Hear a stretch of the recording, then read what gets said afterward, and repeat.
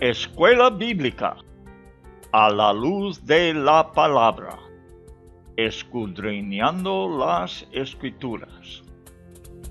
Oh, cantadmelas otra vez, bellas palabras de vida.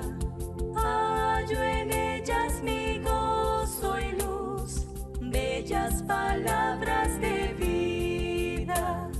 Sí. Luz a las Naciones, canal cristiano de comunicación, presenta A la luz de la palabra, un estudio expositivo de la palabra de Dios, una presentación minuciosa de toda la Escritura, porque es inspirada por Dios y útil para enseñar, para redarguir, para corregir, para instruir en justicia, a fin de que el hombre de Dios sea perfecto, enteramente preparado para toda buena obra.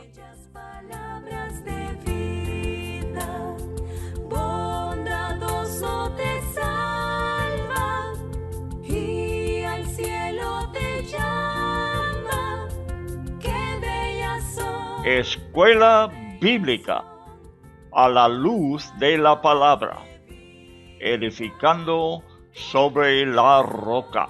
Qué bellas son, bellas palabras de vida.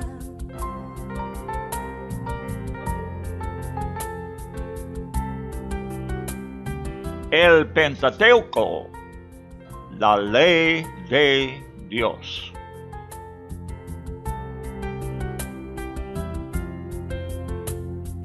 Grato el cántico sonará, bellas palabras de vida.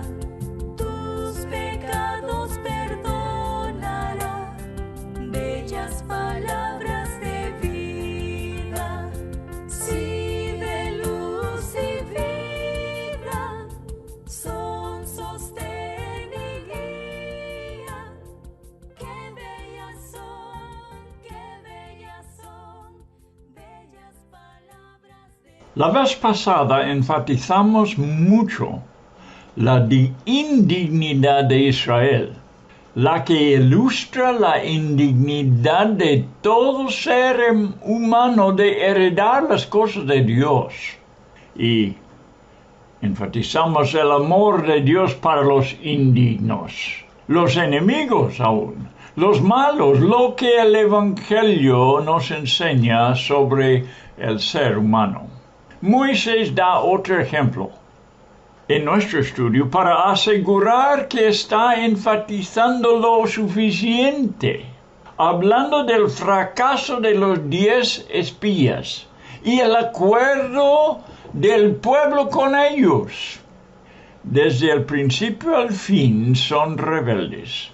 Moisés era un tremendo intercesor, como es Cristo hoy en día. Solo por él no hemos sido destruidos. Moisés intercedió aún por Faraón y los egipcios. Repite su oración que leeremos en versículo 26, viendo los detalles, recordándole al Señor de su redención y liberación y de los patriarcas Abraham, Isaac y Jacob. Escuche.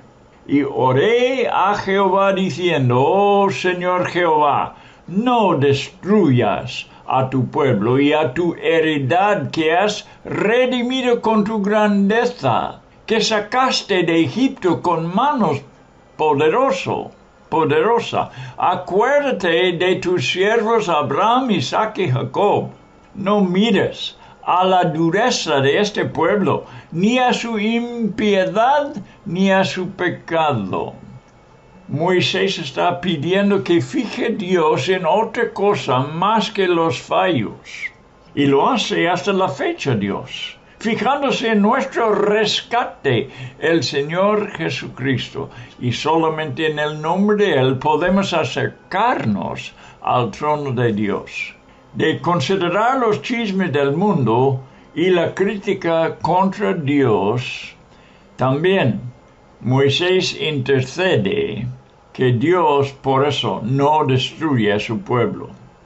No sea que digan los de la tierra de donde nos sacaste, por cuanto no pudo Jehová introducirlos en la tierra que les había prometido, o porque los aborrecía, los sacó para matarlos en el desierto.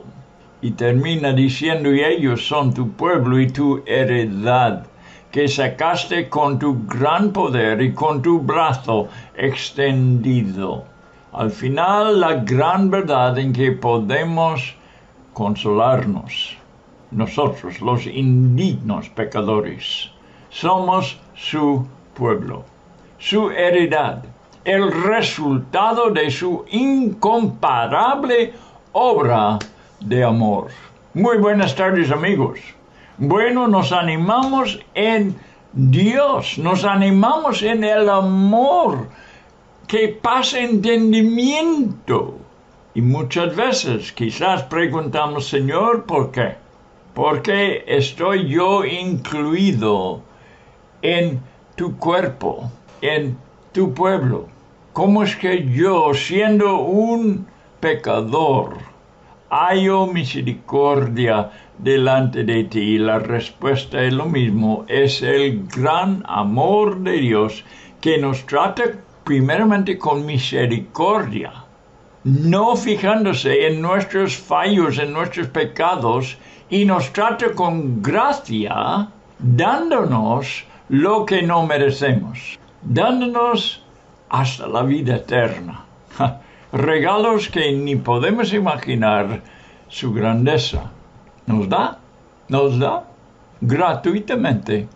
Y este es el Evangelio. El Evangelio es eso, buenas nuevas a personas inmerecidas. Este es. Bueno, no vamos a cambiarlo en otra cosa. La vez pasada estuve hablando mucho de la mentalidad de la iglesia, no de la religión, mejor dicho. La religión que piensa que es digno, que piensa que puede hacer cosas para que se siente justo delante de Dios por sus obras. Y este no es el Evangelio ya. Esto es religión, pero no es el Evangelio. El Evangelio son buenas nuevas, como he dicho antes, a hombres inmerecidos, que no, para nada, ganamos, no podemos merecer ni ganar el favor de Dios. Por su gran amor, podemos entrar por la gracia. Él es misericordioso y por eso estamos aquí hoy en día todavía existiendo, viviendo y aún escuchando la palabra tan buena que es la verdad de Dios. Cosas, además, en que no somos dignos de poder participar con tan grandes riquezas. Bueno, ¿qué estamos haciendo al decir estas cosas? Estamos diciendo que Dios es amor y su amor es más grande que nuestras faltas. Y tenemos que desarrollar un concepto correcto de Dios, un concepto bíblico. Es exigente que lo aprendemos en la Biblia y no por otra parte, no por experiencias, no por lo que a otro nos diga. Tenemos que fijarnos en la palabra, aprender de la palabra de Dios mismo, que proclama su amor, que proclama su persona. Y nosotros nos enamoramos y nuestra relación con Dios se enriquece. Vamos reconociendo los caminos de Dios. Dios hace las cosas de otra manera que el hombre. En todo aspecto pudiéramos dar quizá miles de ejemplos de cómo en la palabra de Dios hallamos a Dios haciendo cosas que el hombre jamás haría. no entra ni en la cabeza hacer las cosas como Dios las hace. Bueno, es muy fascinante ver estos caminos de Dios, estas maneras de Dios, y seguramente vamos a verlo otra vez ahora. Quiero repetir algo que he dicho y estoy diciendo hasta que queda fijado en nuestro corazón, pero que penetra, diciendo que un estudio bíblico no debe ser principalmente, aunque usamos nosotros el cerebro, el mensaje no es principalmente para el cerebro. No es un estudio para satisfacer el hombre intelectualmente, ni debe ser un estudio que toca las emociones, básicamente. Nos emociona con la palabra seguro, pero el intento de él que enseña la Biblia y el intento del estudiante no es la emoción de la palabra, sino la verdad de la palabra que podemos captar en el Espíritu, en nuestro Espíritu, por medio del Espíritu Santo, que penetra la palabra al corazón y permanezca con nosotros para siempre. Las Escrituras son espirituales y tenemos que captar la espiritualidad al estudiarlas, y así aprovecharemos de gran manera de la palabra. Bueno, en capítulo 10 ahora estamos en Deuteronomio capítulo 10, que leeremos, ¿verdad? Un poco de lo que Moisés está diciendo aquí en los últimos 40 días de su ministerio. Recuerda, ¿verdad?, que Moisés habló todo lo que tenemos en Deuteronomio durante los 40 últimos días de su vida. Después murió y no entró con Israel a la tierra prometida, sino que Josué conducía, fue delante del pueblo, guiándoles a ese lugar prometido, donde Dios desde un principio los sacó de Egipto para poder entrar. Así exactamente lo que dice en este libro de Deuteronomio. Dice en un versículo que Dios les sacó para que entrare. Sacó para entrar. Es decir, desde un principio, Dios no solamente les estaba librando de la esclavitud, sino tenía en sus pensamientos hacerles heredar cierta tierra. Y puedo decir lo mismo hoy en día. Hablamos mucho de la salvación y debemos hacerlo, debemos pensar en eso. ¿Cuántas veces Dios recuerda a su pueblo de esta gran obra de sacarles de Egipto y cómo los hizo? Y por eso nosotros tenemos que estar fijándonos en una cosa, que es la salvación nos ha dado Jesucristo, sacándonos nosotros del pecado, de la esclavitud del pecado, cuando estábamos dirigidos por el príncipe de la potestad del aire, sea el diablo. Nos sacó de la esclavitud del diablo, del mundo, de la carne, de una esclavitud terrible. Nos sacó Dios, nos libertó, pero nos sacó para que entremos. ¿Dónde? En toda la obra que Dios tiene por delante para nosotros. Tenemos que conquistar terrenos en el nombre de Cristo en estos días, en el siglo XXI. Tenemos por delante una misión de nosotros como una iglesia, en tu iglesia local, debe estar conforme con el plan de Dios para llevar a cabo lo que es su misión para estos días. Así que como una iglesia local, como la iglesia en general, en todo el mundo, y como nosotros como individuos, tenemos que meternos en algo. Tenemos que entrar a conquistar por el poder del Espíritu Santo en el nombre de Cristo un terreno, conquistar y poseerlo para el Señor, para su gloria, para sus planes, para que siga adelante su obra.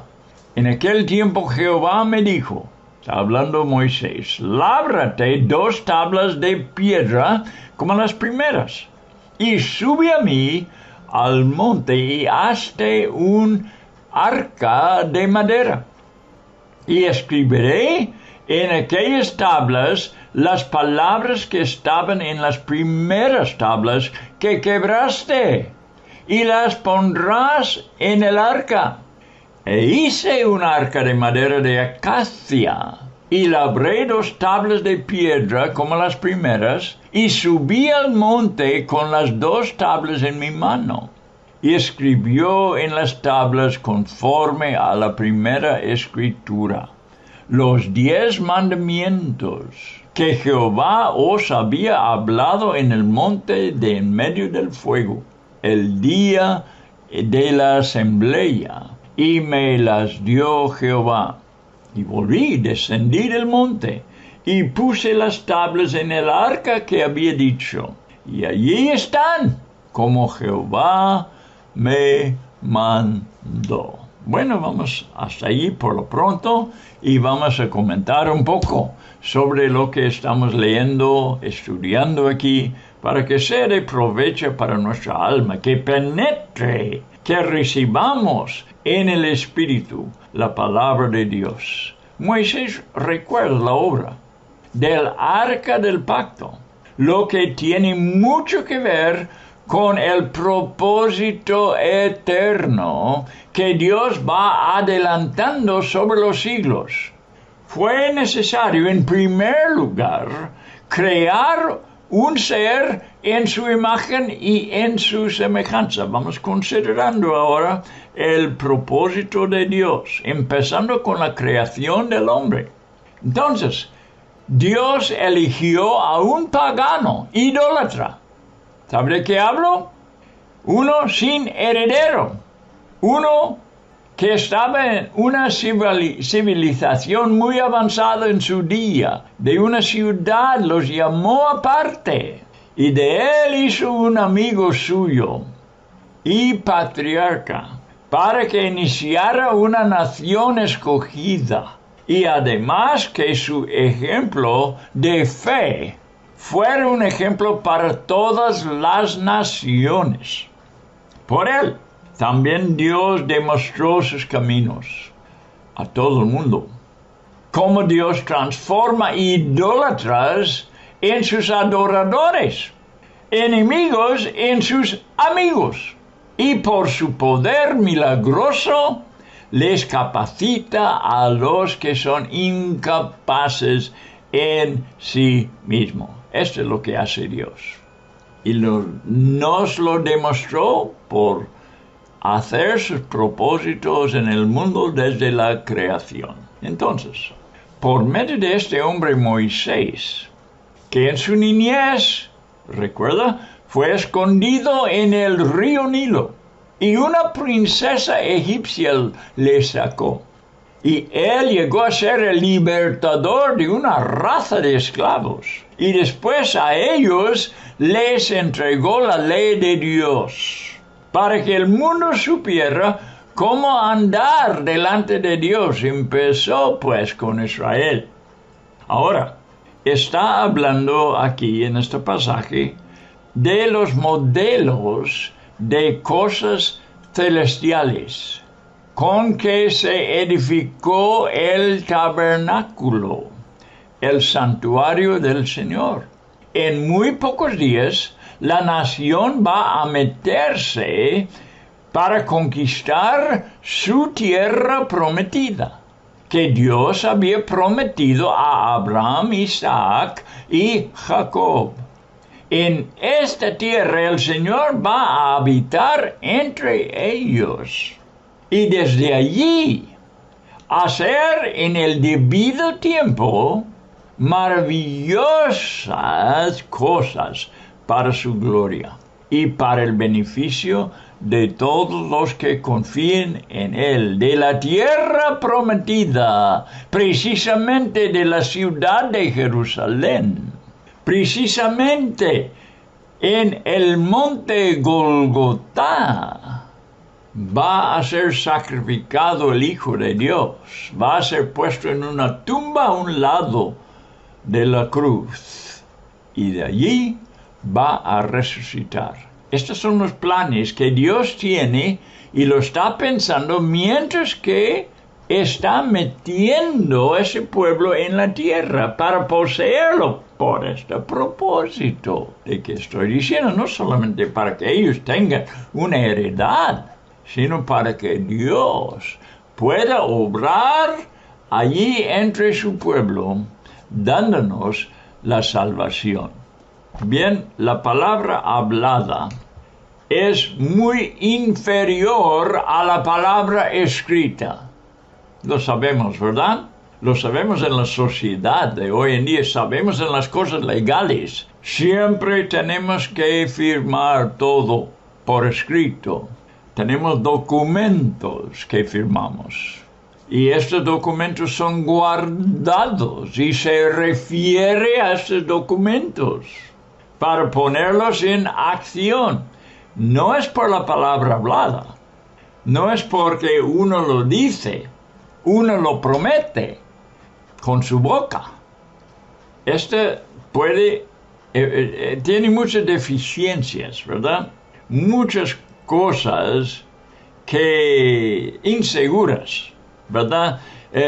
La muerte, por ejemplo, de una persona que promete quizás herencia a sus hijos, a un hijo esto, a una hija otra cosa a su hijo menor y etcétera, ¿verdad? Lo promete el Señor, el padre de la casa, pero cuando se muere puede haber un gran pleito entre los hermanos, ¿verdad? Pero si lo tiene por escrito, solamente se tiene que referir a donde él firmó y el documento que él firmó, y así se acaban los argumentos. Bueno, por eso Dios en su sabiduría nos ha dado una palabra escrita. Bien, es muy inferior entonces la palabra hablada.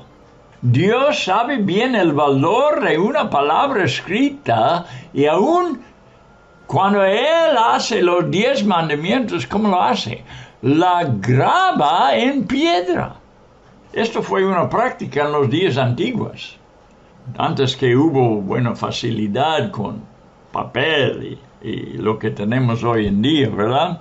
En los días antiguos, los emperadores muchas veces escribían todos sus éxitos en piedra. Lo tenemos hasta la fecha en los museos. Documentos de mucha edad, mucha antigüedad, hasta los días de los asirios. Los tenemos grabados en piedras para que la palabra dura hasta y esta es la razón por qué dura, porque fue grabada en piedra. Entonces Dios le mandó a Moisés hacer un tabernáculo, una tienda, según un modelo que le fue demostrado en el monte Sinaí. Fue un modelo de cosas celestiales que representaría el reino de Dios en la tierra. O sea, el tabernáculo era un modelo de las cosas celestiales para representar el reino de Dios en la tierra. La que traería un Mesías que vendría al mundo en el futuro. De todo eso representaba el tabernáculo. Moisés estaba cooperando con toda esta obra. Al empezar este capítulo, en aquel tiempo Jehová me dijo, lábrate 2 tablas y hazte un arca de madera. Este fue el modelo. Modelo de cosas celestiales. Recuérdalo. Moisés está cooperando con esta obra de Dios. Sobre las 2 tablas de piedra fueron escritos con el dedo de Dios los 10 mandamientos. Moisés, airado por la idolatría de su pueblo, rompió las primeras y ahora habla de las segundas, que los iba a guardar dentro del arca del pacto. Un arca del pacto está mencionando aquí. Ahí va a estar guardado los 10 mandamientos, escrito con el dedo de Dios. Sobre las piedras fueron escritos el pacto que Dios tenía con su pueblo. Fue puesto en el arca, y el arca fue llamado el arca del pacto. Este fue el pacto. Dios dándoles los 10 mandamientos y ellos guardando los 10 mandamientos. Esto fue el pacto entre Dios y este pueblo de Israel. Entonces hemos leído, Moisés cuenta cómo hizo el arca de madera de acacia, una madera, y cómo preparó las tablas antes de subir de nuevo al monte. ¿Cuál monte? Sinaí. Otra vez Dios mismo escribió los 10 mandamientos. Los mismos mandamientos que Dios había hablado con su voz. Pero ya lo tiene escrito. Dios estaba en el monte, en medio del fuego. El fuego era la manifestación de su presencia y habló por medio del fuego. El fuego es una característica de la presencia de Dios, el fuego de Dios. Las tablas quedaron guardadas en el tabernáculo hasta este día cuando les habló estas palabras en el Deuteronomio. Están allí, dice él. Están hasta la fecha, dice él. Bien, les habla de la muerte de Aarón en versículo 6, que nos enseña que Dios se encarga del día de la muerte de cada quien. Quizás debo leerlo. Después salieron los hijos de Israel de Beerot, Bene Jaacan, a Mosera. Allí murió Aarón, y allí fue sepultado, y en lugar suyo tuvo el sacerdocio su hijo, Eleazar. Bien, este acontecimiento ya había pasado, no muchos días atrás. Bueno, habla de la muerte de Aarón, y aquí vemos en este versículo cómo Dios está encargado con su muerte y con la muerte de cada quien. Dios es el que marca el día de nacimiento y de muerte. ¿Verdad que tú no tenías que ver con el día que naciste? ¿Elegiste tú tu día de nacimiento? Ni yo. No tenemos nada que ver en este asunto. Hay muchas cosas que no hemos controlado, ¿verdad? En nuestras vidas.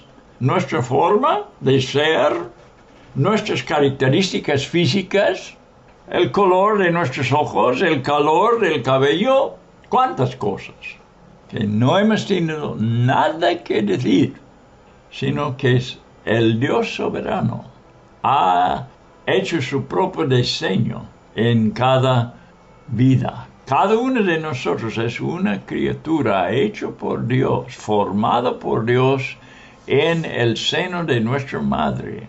Sí, nosotros llevamos, ¿verdad?, las características de nuestros padres, pero Dios está allí aún controlando todo eso. O sea, quiénes son nuestros padres, quiénes son nuestros abuelos, y además Dios puede hacer características en el seno que nos distinga de muchas formas de los demás. Y estuve pensando, yo creo que fue hoy en la mañana, estuve pensando de que aunque una persona tenga el mismo padre, la misma madre, en mi familia estoy pensando, somos diferentes, ¿verdad? Yo no aparezco mucho a mis hermanos. Mis hermanos estaban capacitados con cosas con que no he estado capacitado yo para nada. Algunos eran más deportistas, a otros no. Unos eran más capaces con las manos, otros no. Unos eran buenos en el estudio, otros no tanto. Así es que somos diferentes. ¿Y qué es la diferencia? Es el mismo padre, es la misma madre. ¿Qué es la diferencia? Estoy diciendo Dios. Es Dios soberano aún sobre nuestros genes. Él los controla. Él está en control de nuestro nacimiento, el día que nacemos y el día que morimos. Bien, les habla de la muerte de Aarón. Entonces, sabemos que Dios lo llama ahí porque se va a morir, es su día. Ahí mismo en el monte donde Aarón murió, su hijo Eleazar, que les acompañó a su padre y a Moisés al monte, lo subió con ellos para allí tomar el lugar de sumo sacerdote de su padre. Fue cambiado su vestidura, lo que tenía puesto Aarón fue puesto sobre su hijo, y él siguió adelante con el sacerdocio en Israel. Fue vestido allí con la misma vestidura del sacerdocio.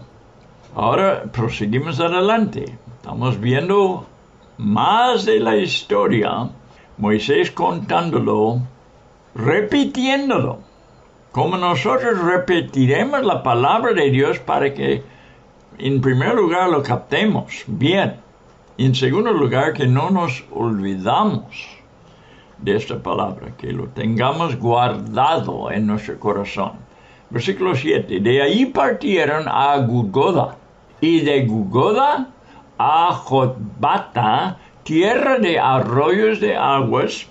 En aquel tiempo apartó Jehová la tribu de Leví para que llevase el arca del pacto de Jehová. Ha empezado en este capítulo con el arca del pacto, para que estuviese delante de Jehová para servirle, sea la tribu de Leví, y para bendecir al pueblo en su nombre. Hasta hoy, dice, la misma cosa sigue adelante. Por lo cual, Leví no tuvo parte ni heredad con sus hermanos.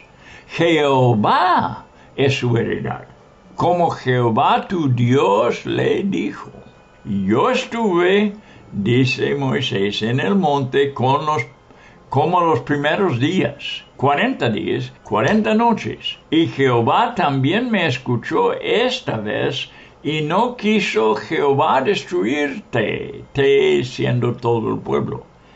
Y me dijo Jehová, levántate, anda, para que marches delante del pueblo, para que entren y posean la tierra que juré a tus padres que les había de dar. Habla de otra parte de su jornada ahora.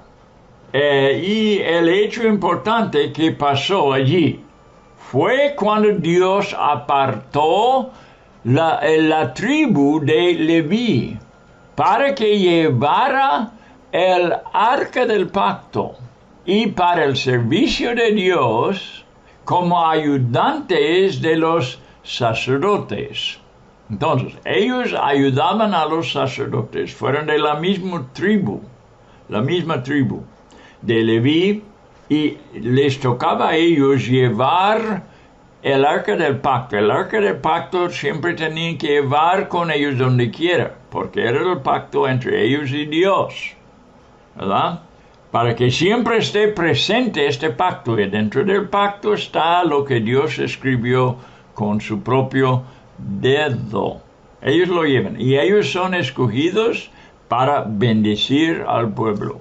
Fíjate que su ministerio fue para eso, para bendecir al pueblo. Nos habla mucho de lo que es el ministerio de Dios hasta el día de hoy. Bendecir es para encargarse con el nuevo pacto. Ahora tenemos un nuevo pacto, no escrito en piedras, sino en el corazón. Ahí guardado en nuestro corazón, en el lugar donde le ponemos más atención y donde no escapamos para nada, está siempre con nosotros. Este pacto nuevo en Cristo Jesús, el nuevo pacto. Los ministerios son para llevar este pacto hoy en día al pueblo de Dios y a todo el mundo. Es para encargarse con el nuevo pacto del Evangelio de Jesús. Como ellos, como los levitas, es para servir a Dios en primer lugar, pero también es para la bendición de su pueblo. Este es el orden. Dios primero, entonces su pueblo. Dar gloria a Dios, bendecir a su pueblo. Como siervos apartados de Dios, los levitas no pudieron meterse en una heredad normal, como las otras tribus. Ellos tenían cada quien su territorio de heredad, los levitas no lo tenían. En lugar de heredar un territorio, ellos tenían un privilegio más grande, que era de heredar la persona de Dios mismo. Qué tremenda es eso. Si meditamos en esto, Dios dando a sí mismo a esta tribu. Pero quiero decir, y esto es lo que tenemos ahora. Ellos vivían para Él y trabajaban para Él, libres de las ocupaciones del resto del mundo, el resto de las tribus. En lugar de heredar un territorio, ellos tenían el privilegio de heredar la persona de Dios mismo. Quiero enfatizarlo. En Génesis 15:1, lo apuntas, ¿no? Dios habló con Abraham, fue muchos años atrás, prometiéndole la herencia más gloriosa posible. Literalmente traducido del hebreo, Dios le dijo a Abraham, este es Génesis 15:1, literalmente traducido: yo soy tu escudo, sea tu defensa, el arma de victoria, ¿y qué más? Y tu galardón. Aunque es cierto, lo que dice la traducción en español, que el galardón sería sobremanera grande, el galardón no es algo aparte de la misma persona de Dios. Él es el galardón, su persona. Claro, es muy grande. Él da a sí mismo a Abraham y a toda la humanidad que confía en Él. Es más grande que cualquier cosa que podamos recibir de Él. En el Nuevo Testamento, ¿qué nos da Dios? Nos da su Hijo, ¿no es cierto?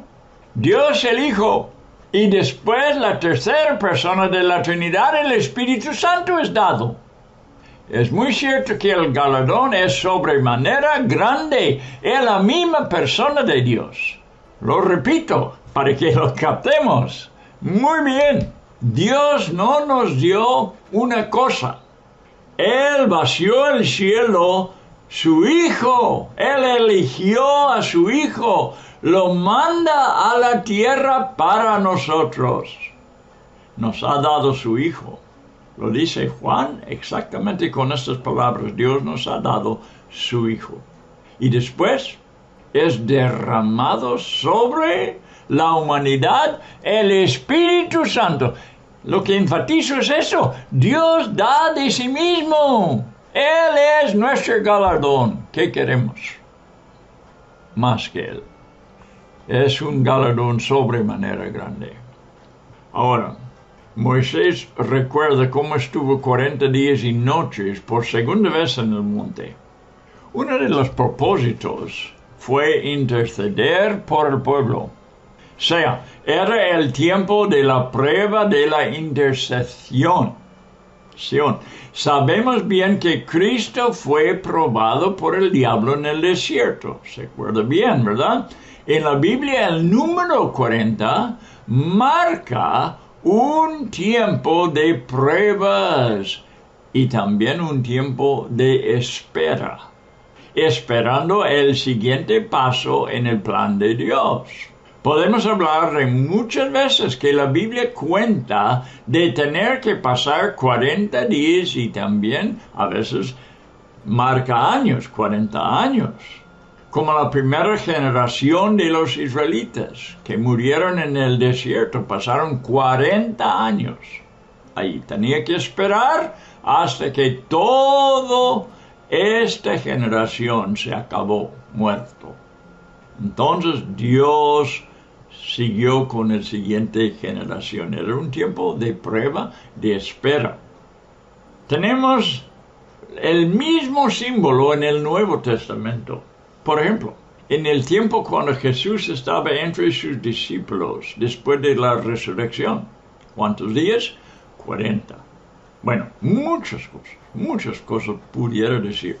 De allí Dios le mandó adelante para seguir con el propósito de entrar en Canaán. 40 años en el desierto, después era tiempo de entrar Israel en Canaán. Era para cumplir con su promesa a los patriarcas. Pero veremos que las promesas son según el cumplimiento de su plan. Dios promete porque este es su plan. Hay que recordar eso. Dios nos promete solamente para que nosotros beneficiamos. Las promesas de Dios son según su plan. Por ejemplo, a Abraham fue prometido un hijo, Isaac. Fue para bendición de Abraham seguro, pero era el plan de Dios que siga adelante con Isaac, ¿verdad? Dios cumpliendo su propósito. Sus promesas son según su propósito. Recuerda, ese es un principio muy importante. Bien, Dios siempre es fiel en cumplir su plan. Nos da una seguridad más allá de nuestras necesidades y bendiciones si vemos que su fidelidad es para un propósito más grande que solamente nuestro bienestar. En nosotros, si nosotros estamos en este plan, Dios lo está cumpliendo en nosotros. Son cosas prometidas porque son cosas seguras que cumplirá el plan de Dios. Seguimos adelante aquí en versículo 13. Que guardes, dice Moisés, los mandamientos de Jehová y sus estatutos que yo te prescribo hoy para que tengas prosperidad. He aquí, de Jehová tu Dios son los cielos y los cielos de los cielos, la tierra y todas las cosas que hay en ella. Solamente de tus padres se agradó Jehová para amarlos y escogió su descendencia después de ellos, a vosotros, de entre todos los pueblos como en este día.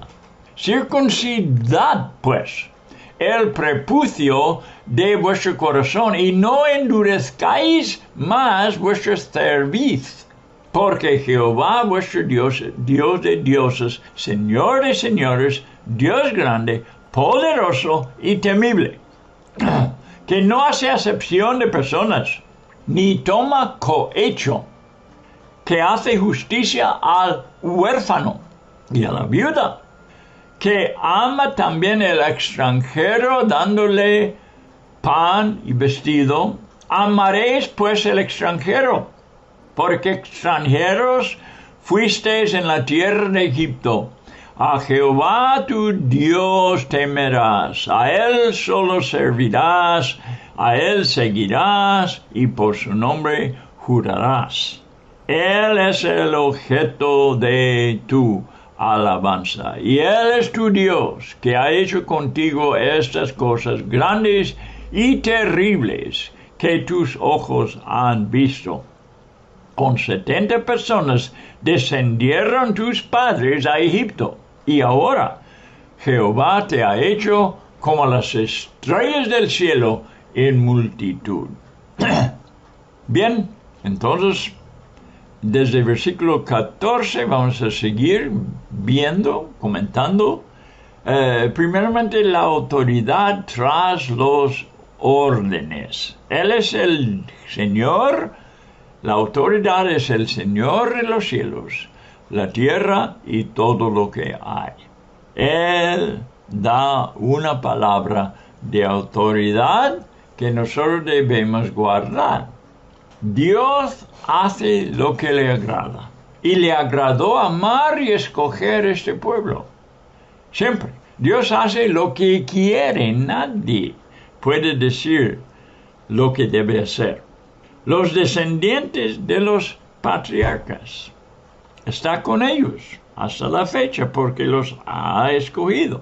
Así que no tiene que ver solamente con su poder y autoridad, sino con los deseos de su corazón. Sépalo, Dios tiene sus deseos, su amor tras sus órdenes, tras sus planes, tras sus propósitos. Así es también para nosotros, que hemos sido injertados con su pueblo. Pero demanda de ellos y de nosotros una devoción del corazón, y nada menos, los manda que les ama de su corazón y que les sirvamos de nuestro corazón. Dios siempre quiere la devoción del corazón, no que estemos haciendo ritos, hacemos rituales, sino que estamos haciendo las cosas por amor también. No solamente un cumplimiento mecánico de ritos, de mandamientos, de órdenes, de normas, sino un derramamiento de lo que salta de la profundidad del ser. Eso es lo que quiere Dios. Que seamos sumisos, no tercos e independientes, duros de servir, dice aquí, no arrogantes, porque Él es quien es, Dios de dioses y Señor de señores, Dios único, en una categoría donde Él esté solo, sin que nada ni nadie puede compararse con Él. Él es grande, poderoso, temible, justo, que no hace acepción de personas, que no negocia, vamos a decir, toma en cuenta especialmente los indefensos, los huérfanos, las viudas, los extranjeros para suplir sus necesidades. Manda a su pueblo a animar a los extranjeros, recordando de su propio pasado y cómo fueron extranjeros en Egipto. Esto podemos hacer en muchas maneras.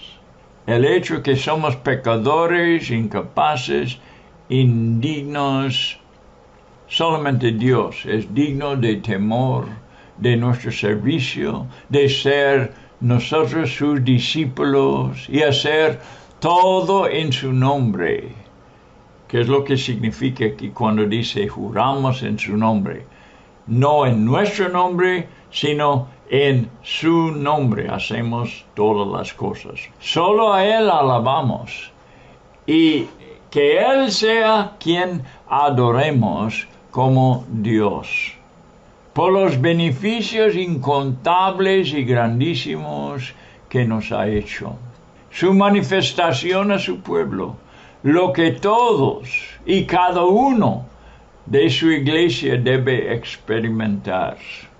Estudiar para apreciar toda la historia del Antiguo Testamento, del Nuevo Testamento, de la historia de la Iglesia y de nuestros propios testimonios personales. Estúdielos para que quede grabado en nuestro corazón lo que Dios ha hecho.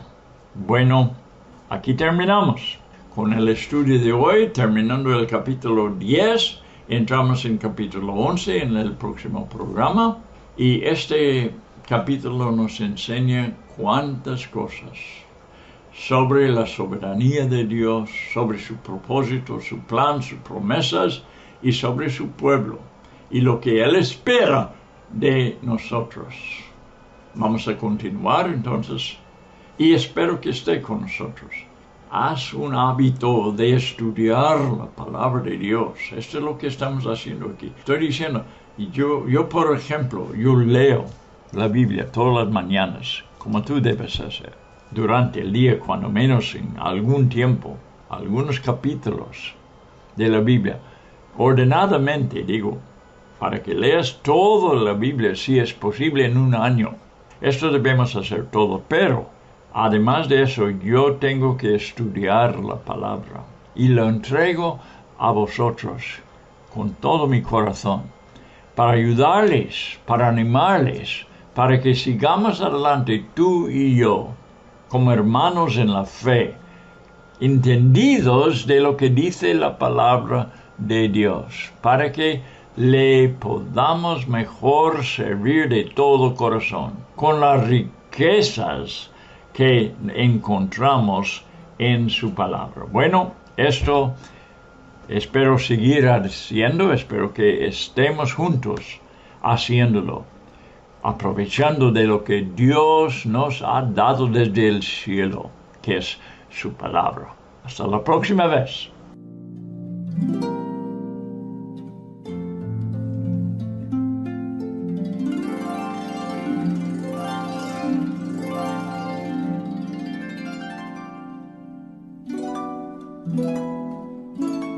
Thank you.